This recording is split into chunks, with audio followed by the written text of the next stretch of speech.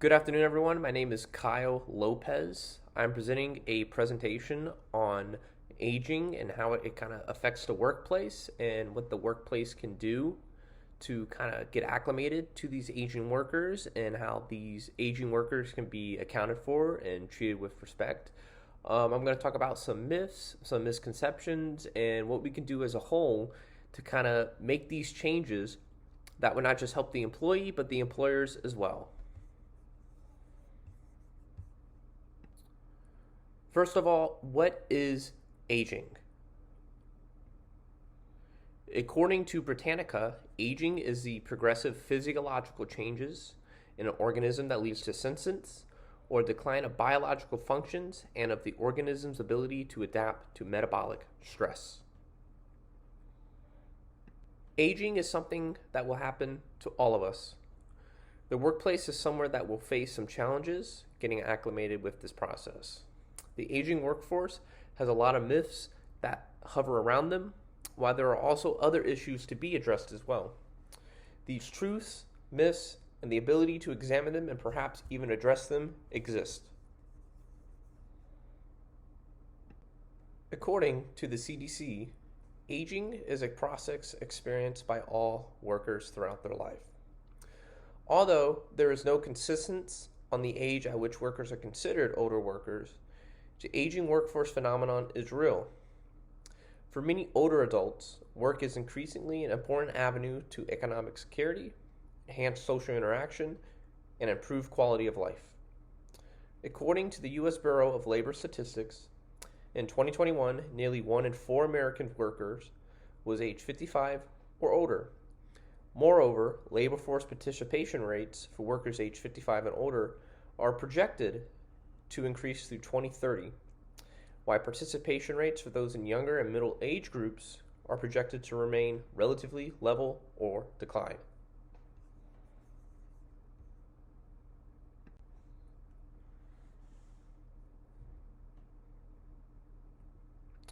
So, what are some myths about those who are aging? Some think older workers tend to lose their mental edge as they grow older. While there may be some truth behind, many studies show and will be showed in this presentation that this isn't exactly the truth. Some think that older workers typically tend to be less productive than younger workers. The stability of knowledge and experience makes up for what can be seen as a slowness of productivity. Another one would be that those who are older aren't as digitally sound as others. While this may have been true at some point in time, many are sound users of the internet, while others use smartphones and even social media. It is thought that cognitive functioning suffers as people get older and that it may interfere with work. Research shows that this isn't that true. A study done by Clark in 2015 takes a look at how age could play a factor in a learning task. The study puts two groups of younger adults against older adults. The study shows against the examiner's hypothesis that the older adults show similar rates of learning when compared and that cognitive aging did not really play a factor. In another study done by Linneman in 2015, looks at something similar though not exactly the same. This study examines something called cognitive reserve. CR is a theoretical construct describing the capacity of an individual to utilize pre-existing brain networks efficiently, as well to enlist alternate brain networks when under duress of brain pathology. Increasing CR has been suggested to help reduce risk of Alzheimer's.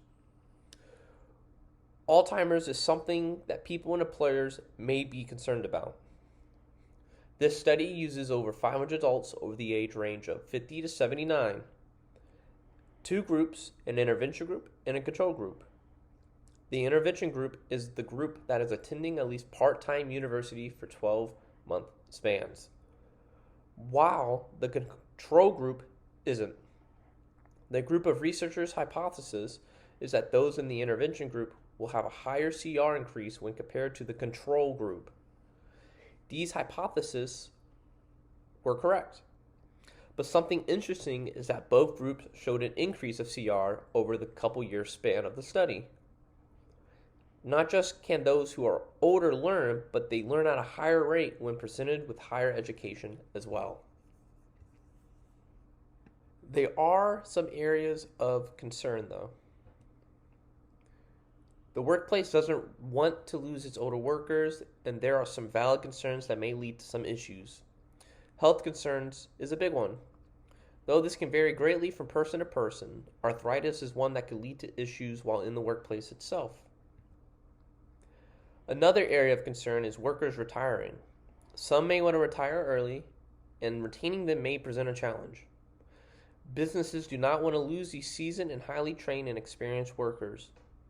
As time moves more and more, workers would be over the age of 50 and older.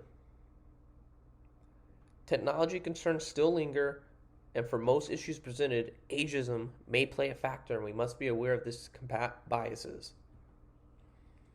The ability to mesh and work with other employees that are younger may present issues as well. Managers that are younger could present challenges of authority. A research study done by Soderbaca in 2020 examines what can be done to help support older workers' health and workability. A review-based study looks at various things that can help benefit not just older employees, but younger employees as well. Results show that health checks and counseling for employees on an individual level not just keep them healthy, but also increases work productivity. Participants aged from 37 to 74 years of age were used. Supervisor training and support show positive results as well. It is important to note that these things can be applied while employees are young as well. Based off the previous info provided here, there are an assortment of things that can be done to help support the aging workplace, not just for aging workers, but also the peers who may be much younger. Firstly, providing workshops between older workers and younger workers will allow growth between the groups, ideals to be shared, and wisdom to be given to the youngsters. Number 2, flexible work arrangements could provide stability and allow for more comfort and convenience. Thirdly, employers providing various health options and encouraging healthy lifestyles. Number 4, allowing workers to have a say in their work and their workplace.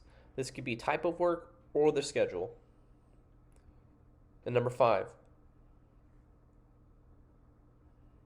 providing safe and clean environments will also be beneficial. My hypothesis is that with some of these adjustments, aging workers in the workplace will not see a decline in productivity, but actually see an increase in productivity. Another thing that may coincide with this is that ageism will continue to teeter away. Another prediction is that workers will overall be more happy with these changes that will support them more. Another thing that may be helpful is elder stereotypes will continue to go away as well, in particular in the workplace. These are my references.